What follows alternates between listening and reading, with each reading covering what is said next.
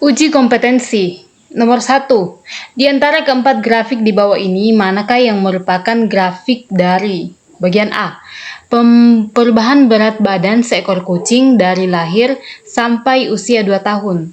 Kalau seekor kucing yang baru lahir sampai umur usia 2 tahun, semakin bertambah usianya, semakin bertambah juga berat badan dari kucing tersebut. Sehingga yang grafik yang sesuai adalah grafik ketiga. Karena grafiknya dari sini, semakin lama dia akan semakin bertambah berat badannya. Aktivitas kegiatan anak dari sebelum tidur dan setelah tidur. Jadi grafik yang sesuai itu grafik keempat. Jadi di sini dia sebelum tidur, dia masih aktif, lama-lama dia mulai loyo, tidur, tidak ada kegiatan, lalu setelah tidur dia mulai aktif kembali. Jumlah penduduk di kota yang berbeda. Oh ini, kalau jumlah penduduk di kota yang berbeda, ini 2, karena dia harus dalam bentuk diagram batang. Penduduk A banyaknya segini, penduduk B di kota ini, penduduk di kota B banyaknya penduduknya segini, di kota C segini, di kota D segini. Lalu ketinggian permukaan air laut dari kondisi pasang ke kondisi surut. Kondisi pasang ke kondisi surut ini, ya ini dari pasang ke surut. Bagian pertama. Saat pelajaran matematika, para siswa di kelas 10 menggambar line plot yang menunjukkan banyaknya anggota keluarga dari setiap siswa. Berapakah banyaknya orang yang terdapat dalam keluarga para siswa di kelas tersebut? Berarti jumlah semua anggota keluarganya. Jadi ini untuk line plotnya ini kita perhatikan, untuk ini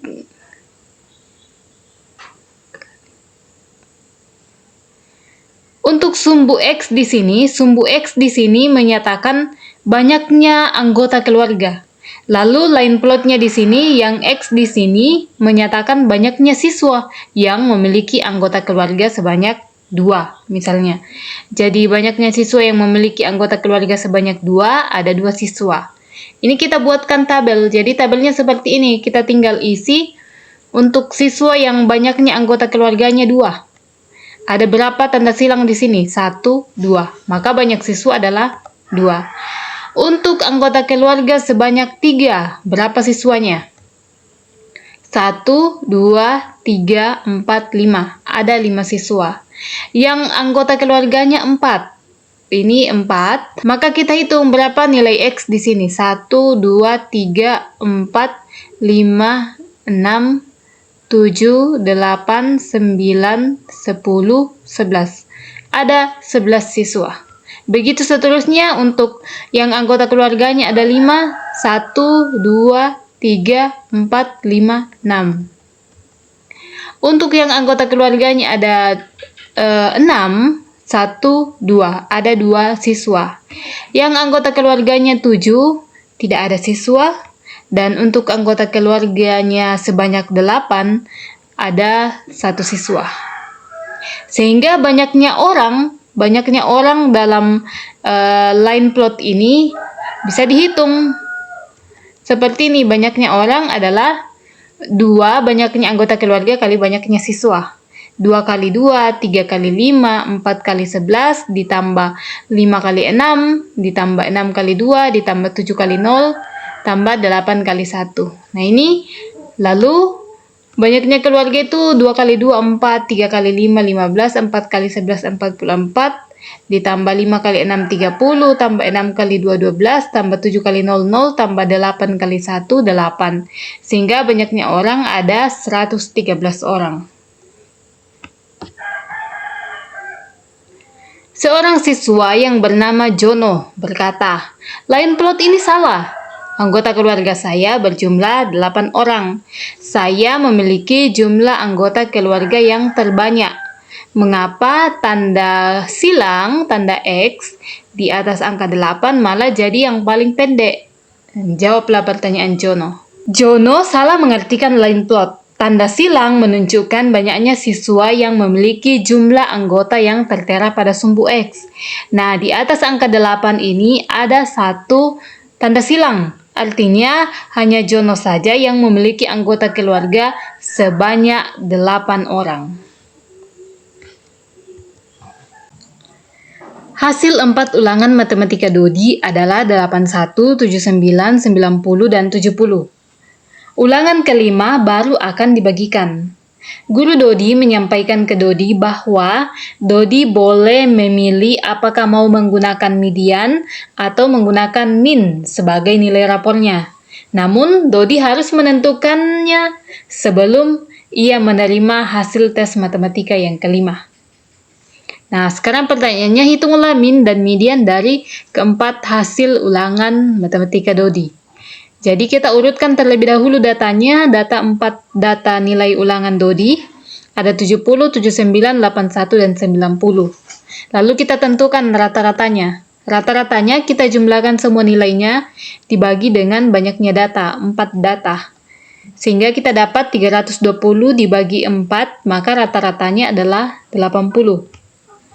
Lalu untuk mediannya, median dari data ini ada di sini 79 dan 81 di antara di sini.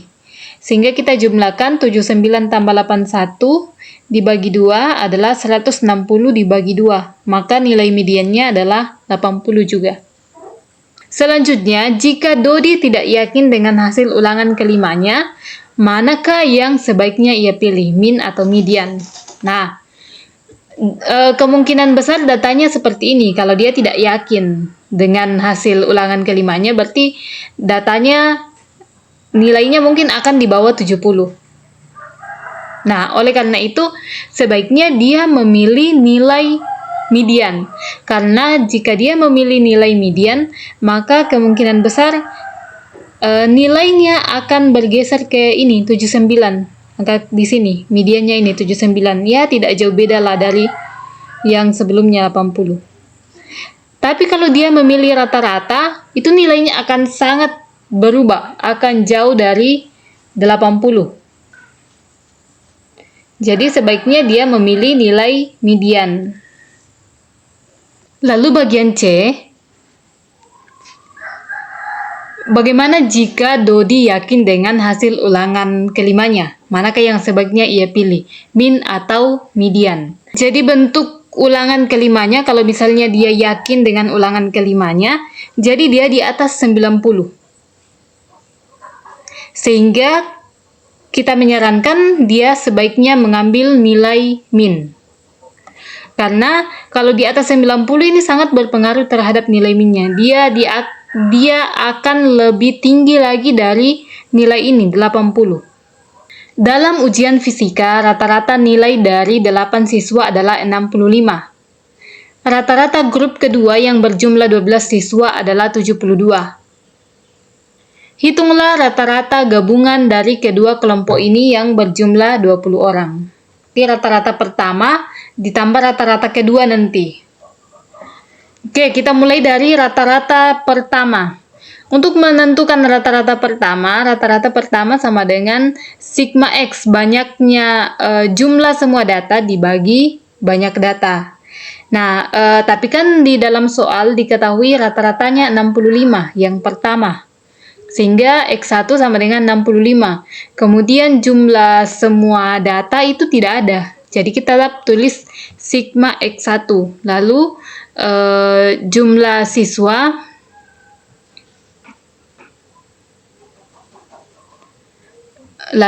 siswa ada 8. Makanya kita tulis 8. Sehingga jumlah seluruh nilai siswa sama dengan 65 dikali 8. Ini kita kali silang. 65 kali 8 nilainya adalah 520. Nah, selanjutnya kita cari juga jumlah nilai seluruh siswa untuk grup kedua. X2 sama dengan sigma X2 dibagi N. X2-nya adalah 72 dengan jumlah siswa 12 orang. Sehingga jumlah nilai seluruh siswa adalah 864. 72 kali 12. Nah, selanjutnya kita cari rata-rata gabungan. Sigma X1 ditambah Sigma X2 dibagi N1 tambah N2.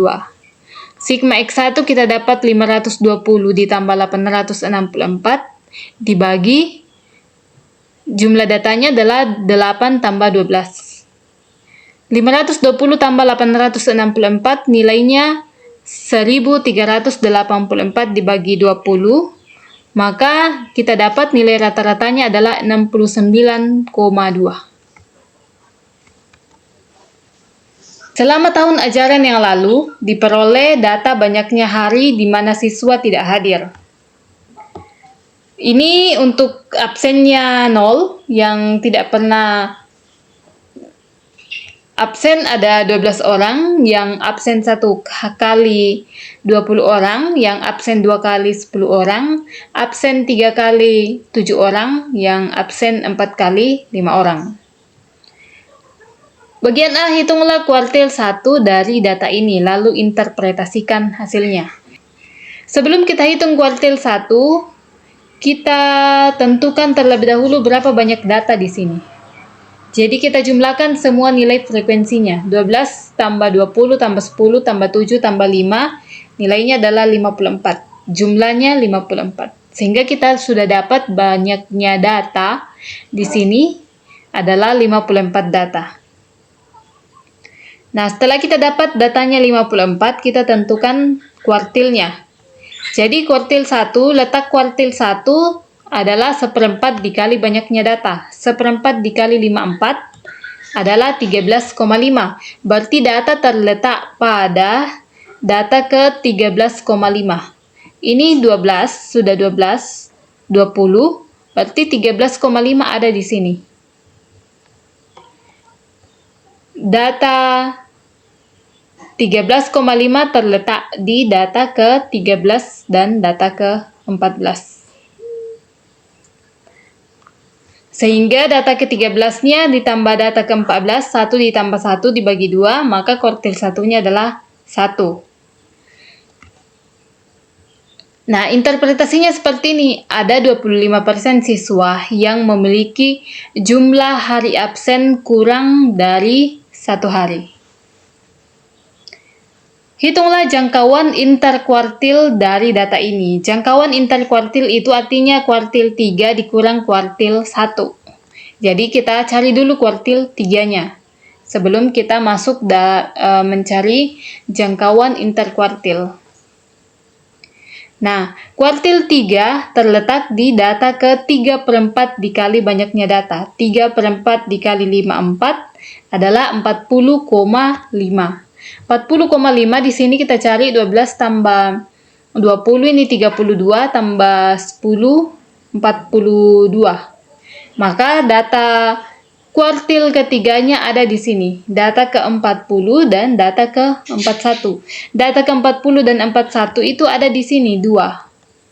Kuartil 3 sama dengan 2 ditambah 2 dibagi 2 sama dengan 2. Sehingga jangkauan interkuartilnya Q3 dikurang Q1, 2 dikurang 1, jangkauannya adalah 1. Bagian C, hitunglah standar deviasi dari data jumlah hari absen tersebut. Standar deviasi itu sama dengan varian. Jadi seperti biasa kita tentukan terlebih dahulu jumlah seluruh data. Jumlah seluruh data itu 0 kali 12 ditambah 1 kali 20 tambah 2 kali 10 tambah 3 kali 7 tambah 4 kali 5.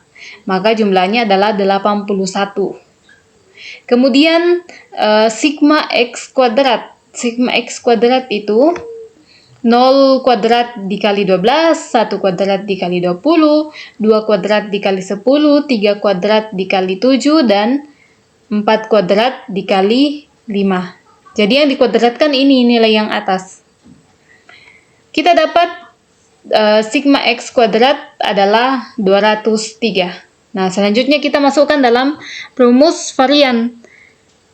Sigma kuadrat sama dengan sigma X kuadrat dibagi N dikurang sigma X dibagi N dikuadratkan. Sigma X kuadrat 203 dibagi N-nya 54 dikurang Sigma X 81 dibagi N-nya 54 dikuadratkan. 203 dibagi 54, 3,76 dikurang 81 bagi 54, 1,5. 1,5 kita kuadratkan, kita dapat 2,25. 3,76 dikurang 2,25 dapat 1,51. Nah, inilah nilai dari standar deviasinya atau nilai variannya, 1,51. Dalam suatu lomba lari, diperoleh data catatan waktu sebagai berikut. Ini waktu yang ditempuh dari 20 menit sampai 29 menit, ada 5 orang yang bisa mencapai waktu tempuh ini. Untuk waktu tempuh 30 sampai 39 menit, ada 10 orang. Untuk waktu tempuh 40 sampai 49 menit, ada 36 orang. 50 sampai 59 menit, 20 orang. Dan 60 sampai 69 menit, 9 orang. Hitunglah rata-ratanya. Seperti biasa, sebelum kita menghitung rata-rata, kita tentukan dulu berapa banyak data. Kita jumlahkan seluruh frekuensinya, 5 tambah 10 tambah 36 tambah 20 tambah 9, nilainya adalah 80. Nah, kita cari rata-ratanya. Rata-rata itu jumlah seluruh nilai dikali N, dibagi N. Jumlah seluruh data dibagi N. Nah, karena di sini datanya berkelompok, maka kita terlebih dahulu cari nilai tengahnya. Jadi 20 ditambah 29 dibagi 2, 24,5 baru kita kalikan dengan frekuensinya. Jadi kita cari dulu nilai tengahnya. Nah, kalau kita sudah dapat nilai tengahnya, baru kita kalikan dengan frekuensi. Jadi bentuknya seperti ini. 5 kali 2 4,5 ditambah 10 kali 3 4,5 tambah 36 kali 4 4,5 tambah 20 kali 5 4,5 tambah 9 kali 6 4,5 dibagi banyaknya data 80.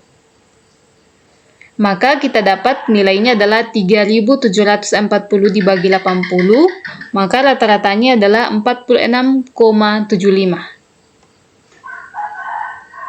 Bagian B, gunakan interpolasi untuk menghitung jangkauan interkuartil. Seperti tadi, jangkauan interkuartil itu adalah kuartil 3 dikurang kuartil 1. Jadi kita cari dulu kuartil satunya berapa.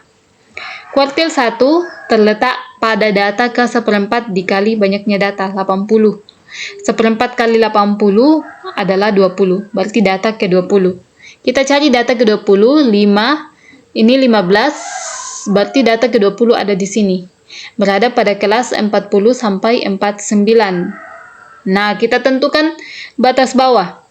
Tepi batas bawah ini 40 dikurang 0,5, 39,5. Lalu tepi atas kelas 49 ditambah 0,5. Jadi 49,5. Selanjutnya banyaknya data di batas tepi bawah. Tepi bawah 40,5, banyaknya data sampai batas ini, yaitu 15. Lalu banyaknya data di bawah tepi atas. Sampai di sini, batas di sini banyaknya data sampai di sini, 5 tambah 10 tambah 36, yaitu 51. Selanjutnya kita masukkan dalam rumus, kuartil 1 dikurang batas bawah dibagi data kelas kuartil dikurang banyaknya data di tepi bawah, batas tepi bawah, sama dengan batas atas dikurang batas bawah dibagi banyaknya data batas atas dikurang banyaknya data di bawah batas bawah. Lalu kita selesaikan, 20 dikurang 15, 5, 49,5 dikurang 39,5 yaitu 10, 51 dikurang 15, 36. Maka 5 kali 10, 50 dibagi 36. Ini kali ke kanan.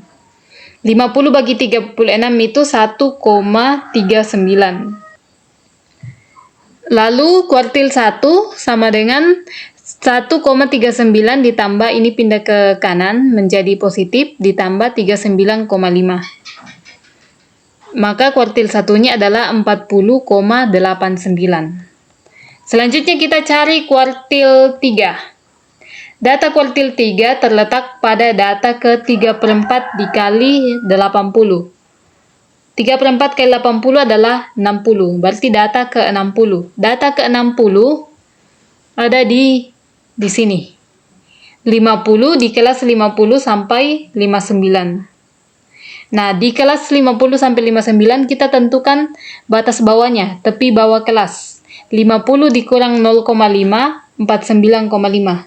Lalu batas atasnya 59 ditambah 0,5, 59,5. Lalu banyaknya data batas tepi bawah.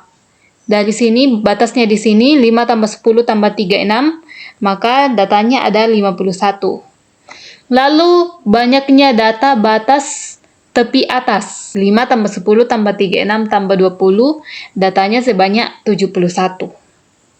Kita masukkan dalam rumus, kuartil 3 dikurang batas bawah, tepi bawah kelas, dibagi kelas kuartil 3, data kuartil ketiga, dikurang banyaknya data batas tepi bawah, dikurang tepi atas kelas, dikurang.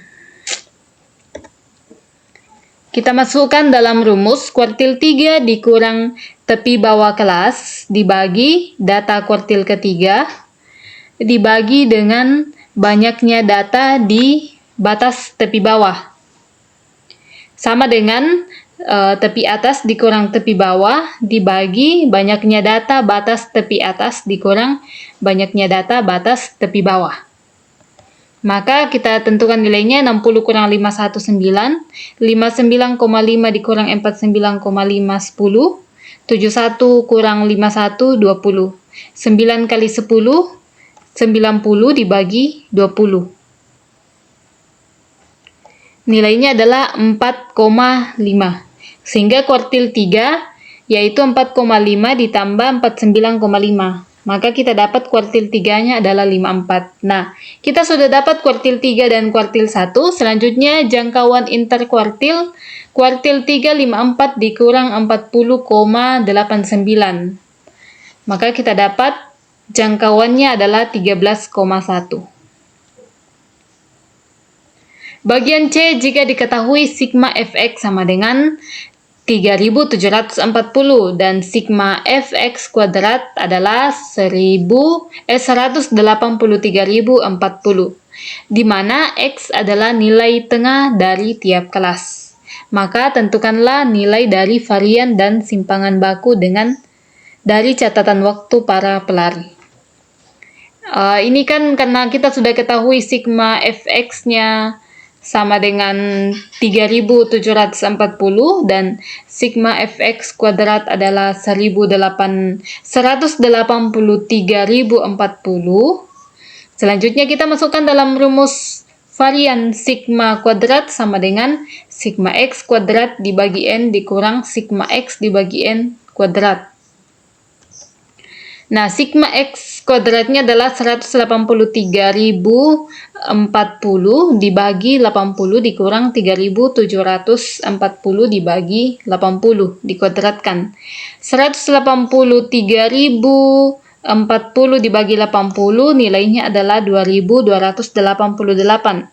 Sementara 3.740 dibagi 80 nilainya 46,75. 46,75 kita kuadratkan, kita dapat 2185,56. Kita kurangkan dengan 2288, maka kita dapat nilai variannya adalah 102,44. Lanjut untuk simpangan baku. Simpangan baku yaitu akar dari 102,44. Simpangan bakunya adalah 10,12.